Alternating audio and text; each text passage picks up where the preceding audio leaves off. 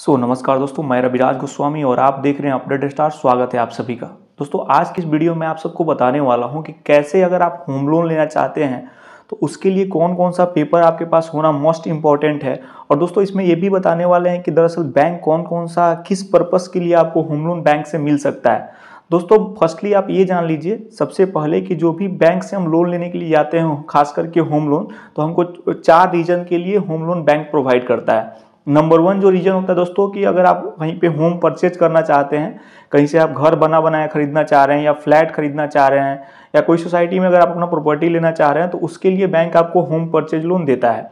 Second होता है दोस्तों लोन अगेंस्ट प्रॉपर्टी, जिसको लैप बोलते हैं।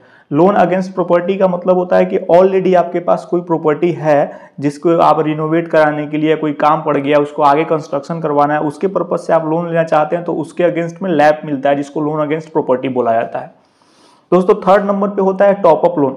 सपोज दैट मान लीजिए कि किसी बैंक से आपका होम लोन चल रहा है, आपका वहां पे ज़्यादा रेट ऑफ इंटरेस्ट लगा हुआ था या कम मतलब लोन मिला हुआ था, आप चाह रहे थे कि और ज़्यादा लोन मिल जाए आपको किसी दूसरे बैंक से, तो उसके लिए होता क्या है कि आप दूसरे बैंक में अप्लाई करेंगे, वहां से आपका लोन टेक ओवर हो करके कुछ अमाउंट बढ़ा करके बैंक आपको दूसरा देता है, उसमें आपको processing fee rate of interest कम कर देता है, तो आप उस बैंक में स्विच कर सकते हैं, जिसको टॉप अप लोन बोलते हैं।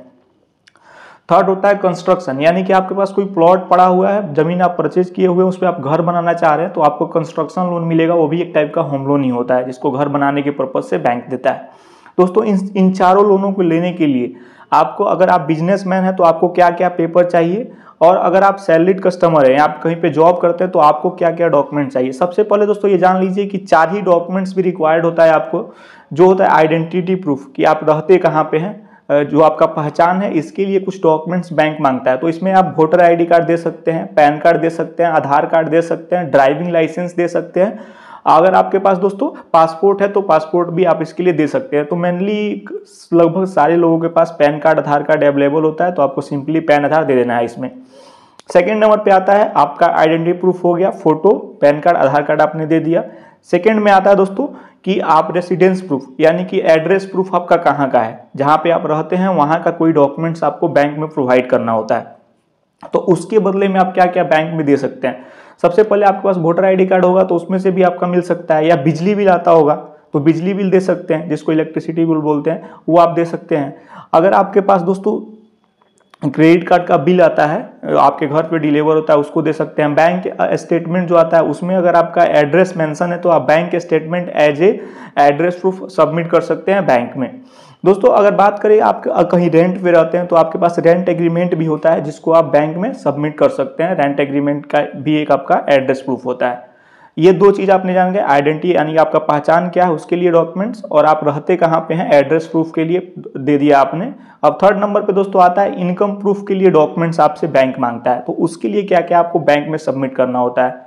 तो अगर आप सैलरीड हो, कहीं पे जॉब करते होंगे या कहीं पे बिजनेस करते होंगे, इन दोनों कंडीशन में, या प्रोफेशनल हैं आप, तो इन तीनों कंडीशन में आपको 6 महीने का अपने बैंक अकाउंट का स्टेटमेंट देना होता है। किसी किसी बैंक में 1 साल का भी स्टेटमेंट आपसे मांगा जा सकता है, तो वो आपको देना पड़ेगा, चाहे आप जिस अकाउंट से भी अपना ट्रांजेक्शन करते हो। तो 6 महीना या 1 साल का आपको बैंक स्टेटमेंट देना है। सेकेंड में अगर आप जॉब करते हैं तो आपको 3 महीना से लेकर के 6 महीने का लेटेस्ट 3 से 6 महीने का, किसी किसी बैंक में 3 महीने का लगता है, कहीं कहीं पे 6 महीने का लगता है, आपको सैलरी स्लिप बैंक में प्रोवाइड करना होगा। थर्ड नंबर पे दोस्तों फॉर्म 16, अगर आप जॉब करते हैं तो फॉर्म 16 आप जानते होंगे, उसको डाउनलोड करके भी बैंक को आपसे मांगेगा तो देना पड़ेगा।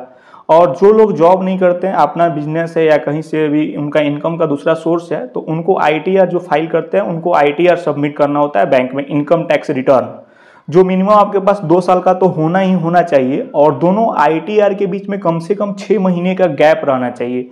ये नहीं कि आपने एक साथ 3 साल का फाइल कर दिया तो उससे बैंक एग्री नहीं होता है। आपके तीनों साल के जो आपने आईटीआर फाइल किया, कम से कम 6-6 महीने का गैप होना चाहिए। आईटीआर प्लस कंप्यूटेशन शीट आपको बैंक में सबमिट करना होता है। उसके साथ साथ बैंक आपसे आईटीआर फॉर्म भी मांग सकता है, जिसको सुगम बोलते हैं।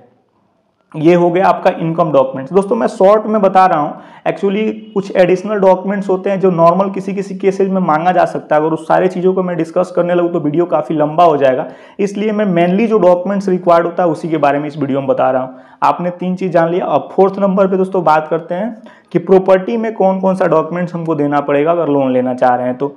तो प्रॉपर्टी डॉक्यूमेंट्स में अगर आपका पहले से प्रॉपर्टी बना हुआ है तो उसमें आपको अपने ज़मीन का दस्तावेज, एलपीसी रसीद, जो अगर सोसाइटी में है तो म्युनिसिपल टैक्स रसीद, अगर आप म्युनिसिपलिटी में आते हैं तो म्युनिसिपल टैक्स रसीद लगेगा। कोई बैंक 13 साल का, कोई बैंक 20 साल का भी चैंडिड देखता है कि आपने प्रॉपर्टी कैसे खरीदा, आपके नाम पे कैसे आया। तो खतियानी प्रॉपर्टी हो सकता है, बियाडा का प्रॉपर्टी हो सकता है, अलग अलग डॉक्यूमेंट्स रिक्वायर्ड होते हैं।